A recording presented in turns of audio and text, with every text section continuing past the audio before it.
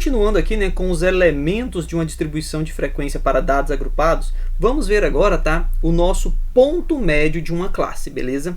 Informação muito importante que nós vamos utilizar aqui, né, pessoal, em cálculos futuros, certo? Aliás, todas as informações ali, né, que eu estava apresentando para vocês, provavelmente nós vamos utilizar ali em cálculos futuros, ok? Bom, então ponto médio de uma classe é o ponto que divide o intervalo de classe em duas partes iguais. E a regrinha para se calcular isso, tá, pessoal, é o xi, que é igual ao limite inferior da classe mais o limite superior da classe dividido por 2, beleza? Bom, pessoal, a título de exemplo, vamos pegar aqui a nossa classe 3, beleza? Bom, pessoal, quem é o limite inferior da classe 3? É o 158. Quem é o limite superior? É o 162. Bom, pessoal, então vejam, tá, que o limite, aliás, para encontrar o ponto médio da classe 3, nós vamos pegar o limite inferior da classe 3 mais o limite superior da classe 3, vamos somar esses resultados e aí nós vamos dividir por 2. Percebam então, pessoal, que o ponto médio da classe 3, né, da terceira classe, é o 158 mais o nosso 162 dividido por 2, certinho? Bom, pessoal, quando a gente soma nesses dois valores, pegando aqui, né, a nossa calculadora científica, se eu pegar aqui o 158 mais o nosso 162, galera, isso vai dar o quê? 320. Se eu pegar o 320 e dividir por 2, pessoal, eu vou ter ali o meu 160. Então percebam, tá, pessoal, que o ponto médio da terceira classe é o 160. Agora, galera, cada classe, certo? Cada classe, ele vai ter ali o seu ponto médio. Por exemplo, se nós pegarmos ali a sexta classe, beleza? Vamos pegar aqui a sexta classe.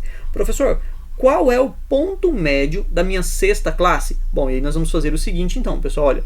Para se calcular o ponto médio da classe 6, certo? Que é o nosso x6, nós vamos fazer o seguinte, pegar o limite inferior da classe 6, que é o 170, mais o limite superior da classe 6, que é o 174 centímetros, certo? E aí nós vamos dividir tudo isso por 2. E aí, pessoal, o nosso x6, ele vai ser igual a, né? Vou pegar aqui o meu 170, certo? Mais o meu 174, beleza? Isso vai dar ali, ó, 344 centímetros. Dividido por 2, tá, pessoal? Isso vai ser o nosso 172 centímetros. Então, percebam, tá, pessoal, que o ponto médio da sexta classe vai dar o 172. E aí, cada classe, a classe 1, a classe 2, 3, 4, 5, 6, elas terão, então, um ponto médio. Tudo bem, pessoal? Beleza?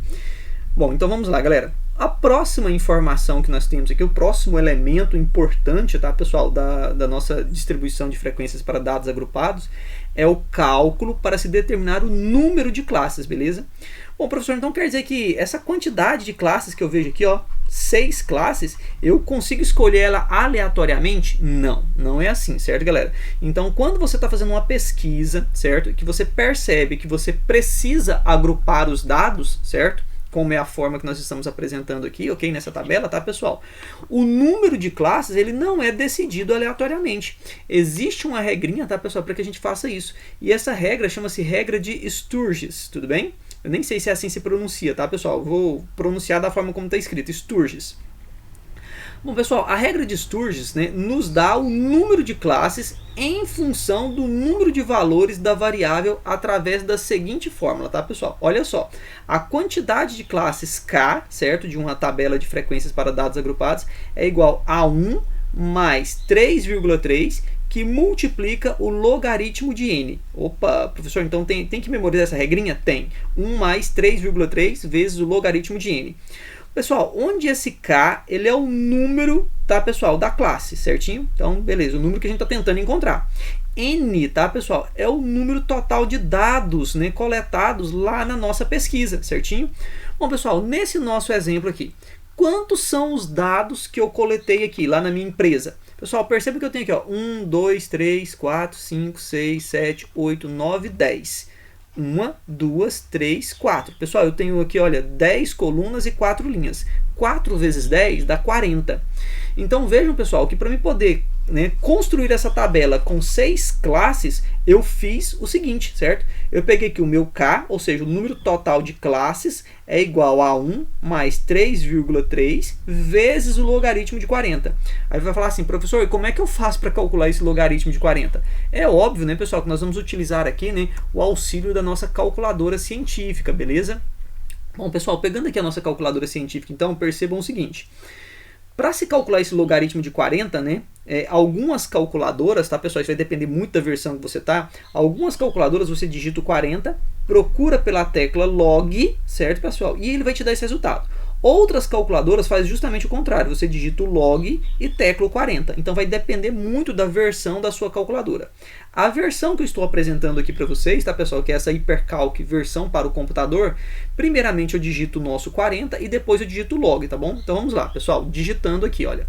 Então, tá galera, eu tenho o seguinte, digitando o 40, pessoal, percebam que aqui, olha, eu tenho a tecla log, então vou teclar o log e ele vai me dar esse resultado de 1,6020, tá pessoal? Eu coloquei aqui 6 casas decimais, 1,602059 e tá aqui esse resultado, tá certo? Então, pessoal, o logaritmo de 40 é 1,602059, beleza? Bom, pessoal, se eu pegar esse resultado e multiplicar por 3,3, porque nós temos ali a multiplicação, né? Vai dar aquele resultado ali, ó, 5,28, 67, 97, 97, blá blá blá, beleza? Somando mais o meu número 1, tá pessoal, que tem ali na nossa regrinha, percebam que a gente já multiplicou aqui por 3,3, agora eu estou somando com o meu 1. Tá pessoal, quando eu somo isso com 1, né, muito simples, vai dar 6,28. Pessoal, percebam então que eu encontrei aqui como resultado final para o meu K, 6,28. Mas pessoal, vejam que classes só pode ser um número inteiro, né? Eu não tenho uma classe e meia, duas classes e meia, isso não existe. Ou eu tenho uma classe, ou eu tenho duas, ou eu tenho três, ou eu tenho quatro, certo? Neste caso, tá pessoal, quando o nosso K, certo? Quando a gente usa a regra de Sturges, encontra o nosso K um valor decimal, muito provavelmente isso vai acontecer sempre, tá pessoal? A gente sempre vai aproximar, certo? Esse nosso K para o número inteiro mais próximo, certo? Então veja bem, o 6,28, né? Então ele está mais próximo do 6 ou mais próximo do 7? Bom, pessoal, 6,28 ele está mais próximo do 6. Então neste caso nós vamos aproximar o K, certo, pessoal, para o nosso valor mais próximo, que é o número 6. E aí eu sei então, pessoal, que esta pesquisa, certo, quando eu for colocar ela numa tabela de dados agrupados, ela vai ter ali 6 classes, beleza?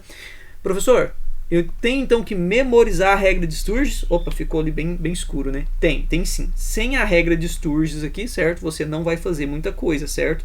Então você não vai conseguir construir a sua tabela de dados agrupados, beleza?